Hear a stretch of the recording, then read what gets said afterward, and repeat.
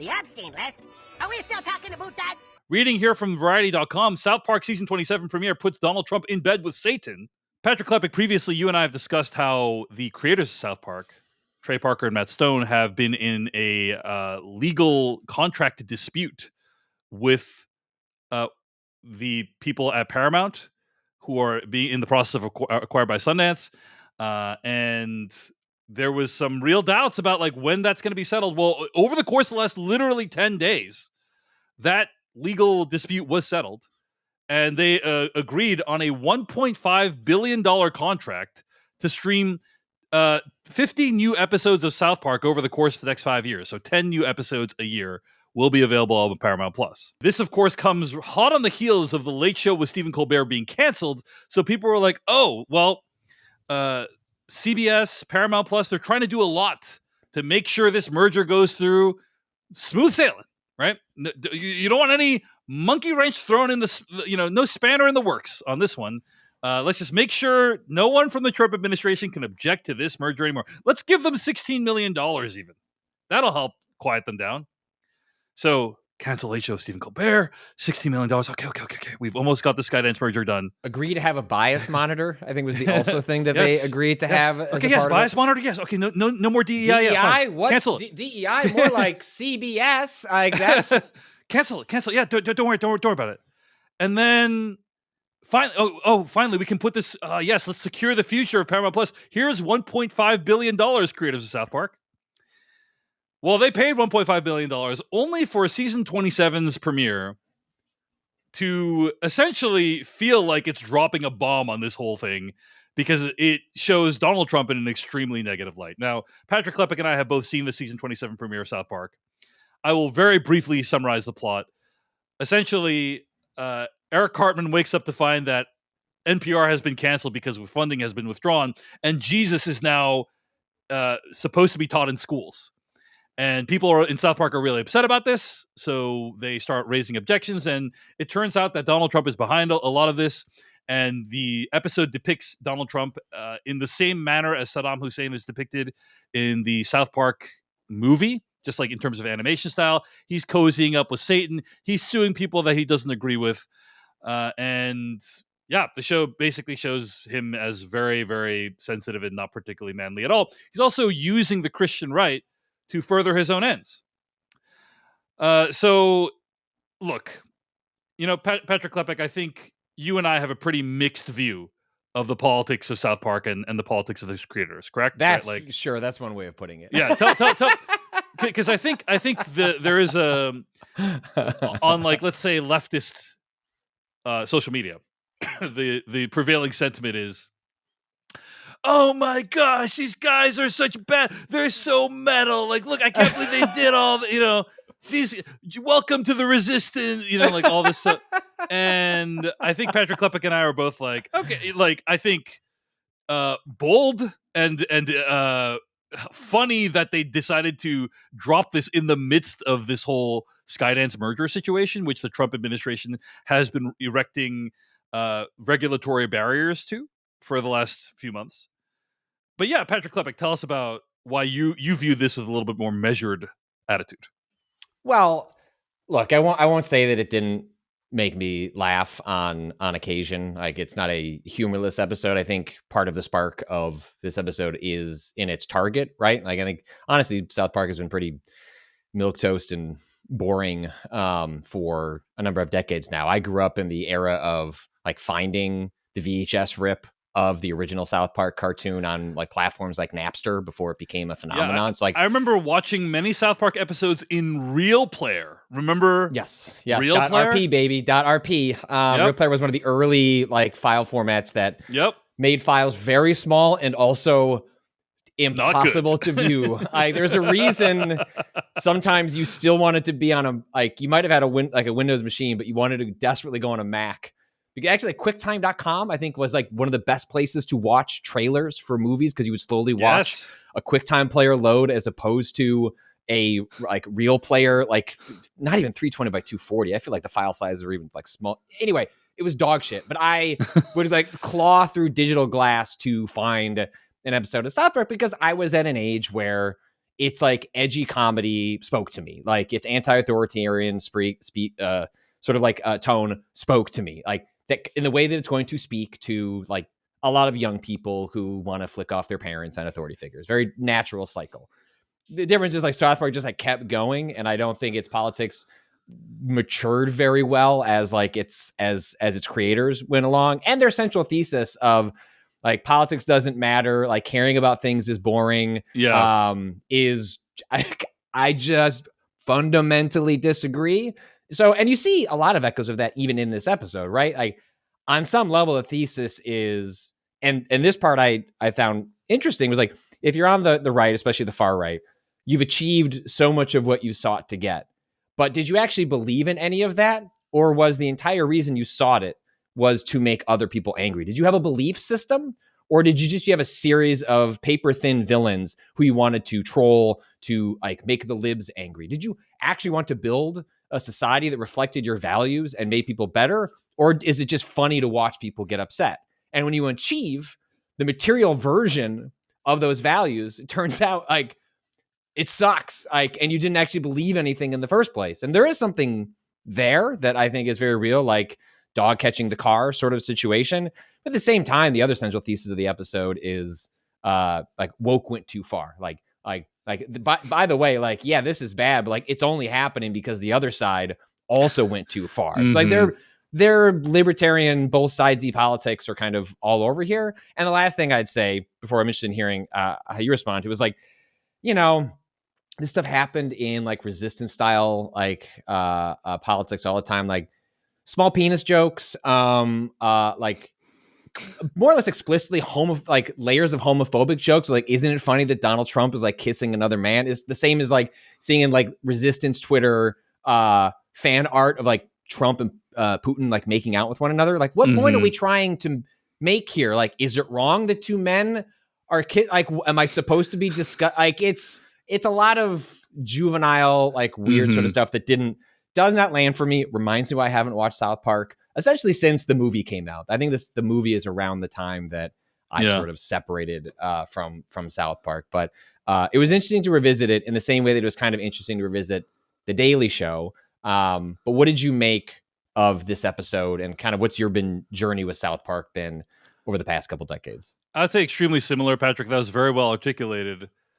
And yeah, this idea of nothing matters. I remember there was the episode that I think really sums up a lot of their politics. It was a kind of parody of the Al Gore George W. Bush election, right? And the choices that the people were choosing between were a turd sandwich or a douchebag. I think something like that. That sounds about right. You can choose like one of these two, right? It's like, I guess they both suck. You know, it's like, okay, well, one of them sucks in a different way and much more significant than the other. And they ended up like one of the few times where they sort of backtracked. I mean, their politics, it's to extract everything about their politics from the show, I think is, not necessary, but we're lacking other ways of doing so. And so you look at it through the lens of the show. Like at one point they eventually apologized essentially to Al Gore for making fun of climate change. Which like, okay, like, great, but that doesn't, that hasn't necessarily changed my attitude toward the show. But it's difficult because I haven't watched the show in a meaningful way. So it's me just parachuting into this one singular show that I think if I look at it on a broader level, I do think it is important that a work of art that I think the right would take for granted as being on their side, and if not necessarily rooting for like ingratiating Christian ideology into schools, I think they looked at Matt Stone and Trey Parker as at least linked arms with them on being anti-woke and like making fun of libs, even if they didn't necessarily align on many other things. But they found commonality there. And I think part of the shock and awe sort of this episode is, I guess, now they're making fun of us too, is interesting as a cultural touch point. Yeah. And it is a very extreme version of making fun of Trump, so much so that the Trump administration was forced to respond and react to the episode. I don't know if you saw, they basically said like, no one watches South Park anymore, it's completely irrelevant. And so that's how you know that they were at least to some degree bothered by it, I think. Well, and that's just a rhetorically adjacent from "I'll just sue you," right? Like you just put down the thing in front of you and accept that as your own personal truth, and assume the acolytes will follow in place. The episode was fairly amusing, I would say, and it's more funny just in light of all the Skydance stuff. When we discussed the contract negotiations a few weeks ago, it seems like the Skydance merger has directly interfered with their ability to secure money via contracts for future episodes of South Park. So they're like furious, I think, and there's a lot of anger, I think, that comes through in the episode, and that's what is interesting to me. Is like, oh, like what is it? What is a South Park that's made with like furious anger look like? And it looks like, hey, we're gonna lash out at Trump in the biggest way imaginable, and I think partly in the hopes that it will make things inconvenient for their bosses. That's my guess. Now, maybe the bosses are like, "This is great. I love being edgy like this." Who knows? But if I had to guess that Trey Parker and Matt Stone have complete 100% creative freedom, that's probably part of their. As long as it doesn't like violate standards and practices, I think that's part of their contract, is my guess.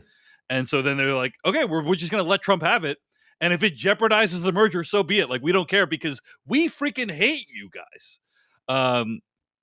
Maybe, who knows? That's kind of my supposition. Yeah, I'll be curious to see. I don't intend to watch week to week, but I will be fascinated to see, is this a turning point in their approach to running the show, the kinds of stories that they prioritize, or, if you go and watch the really excellent Regardless of Your Feelings on South Park, the South Park documentary that chronicles the making of an episode, the name of which is escaping me at the time. It was made a hot minute ago, but you can watch like what it's like to make a South Park episode, which is basically they can turn around an episode in the course of a day. They are remarkably efficient through just having the fact that they do most of the voices and and the technology practices they come out. Like this isn't something where they have an idea, they bottle the episode for months or for weeks and then it airs. Like they can push something out pretty much like within a day's time. And it's really a remarkable creative process to watch, even if you have no interest in the show.